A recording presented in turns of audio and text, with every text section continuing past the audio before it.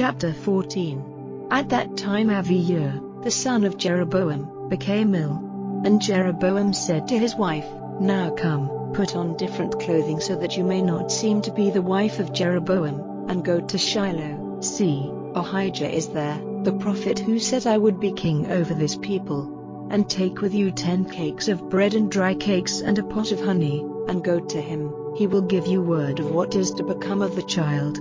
So Jeroboam's wife did so, and got up and went to Shiloh and came to the house of Ahijah. Now Ahijah was unable to see, because he was very old. And the Lord had said to Ahijah, "The wife of Jeroboam is coming to get news from you about her son, who is ill. Give her such and such an answer, for she will make herself seem to be another woman." Then Ahijah, hearing the sound of her footsteps coming in at the door, said, "Come in, O wife of Jeroboam. Why do you make yourself seem like another? For I am sent to you with bitter news. Go, say to Jeroboam, these are the words of the Lord, the God of Israel, though I took you from among the people, lifting you up to be a ruler over my people Israel, and took the kingdom away by force from the seat of David and gave it to you, you have not been like my servant David, who kept my orders, and was true to me with all his heart, doing only what was right in my eyes.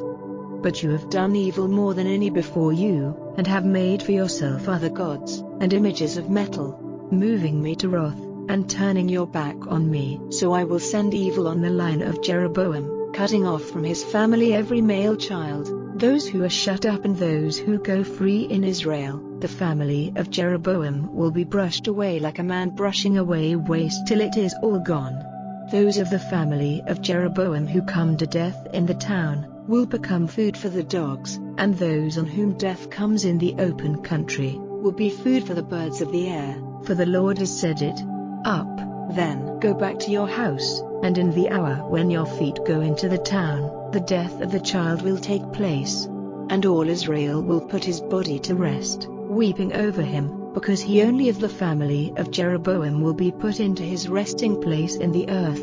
For of all the family of Jeroboam, in him only has the Lord, the God of Israel, seen some good.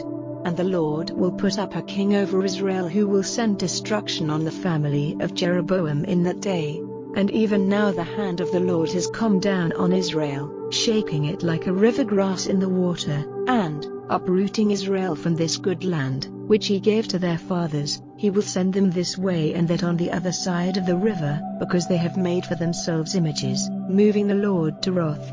And he will give Israel up because of the sins which Jeroboam has done and made Israel do. Then Jeroboam's wife got up and went away and came to Tirzah, and when she came to the doorway of the house, death came to the child. And all Israel put his body to rest, weeping over him, as the Lord had said by his servant Ahijah the prophet.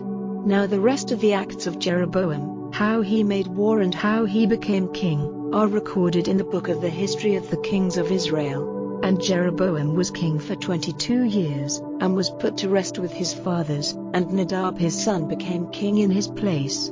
And Rehoboam, the son of Solomon, was king in Judah. Rehoboam was 41 years old when he became king, and he was king for 17 years in Jerusalem, the town which the Lord had made his out of all the tribes of Israel, to put his name there. His mother's name was Naamah, an Ammonite woman.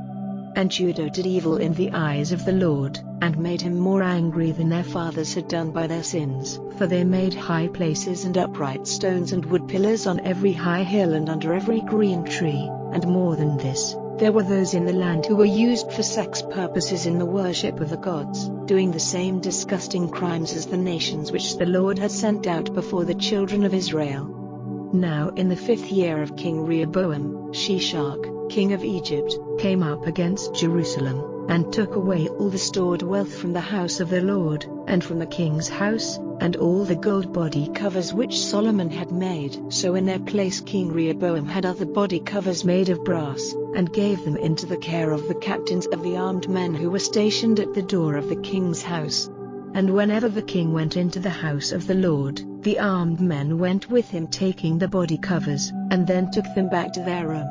Now the rest of the acts of Rehoboam, and all he did, are they not recorded in the book of the history of the kings of Judah? And there was war between Rehoboam and Jeroboam all their days. And Rehoboam went to rest with his fathers, and was put into the earth with his fathers in the town of David. His mother's name was Naamah, an Ammonite woman. And Abijam his son became king in his place.